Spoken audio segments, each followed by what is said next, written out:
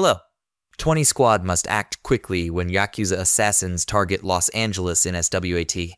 Season 7, Episode 3. Good for Nothing, Recap, and Breakdown. Warning.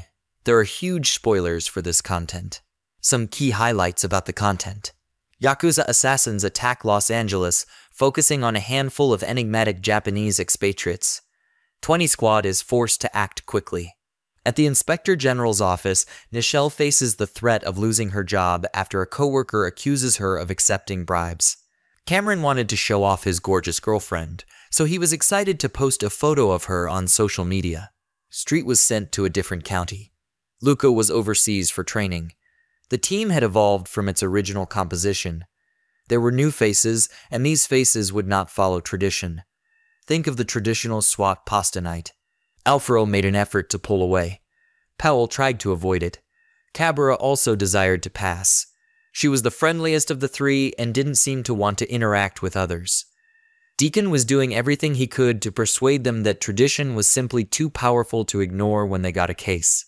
Hondo was the one who, in a way, solved the case.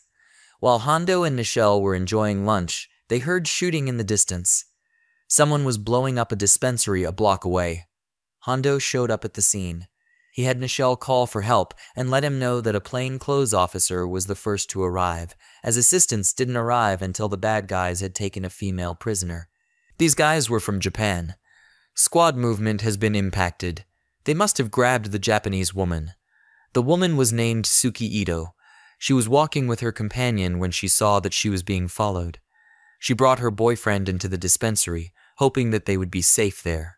Unfortunately, the Yami crime family wanted her so much that they killed other people who got in her way. They grabbed Suki and ran.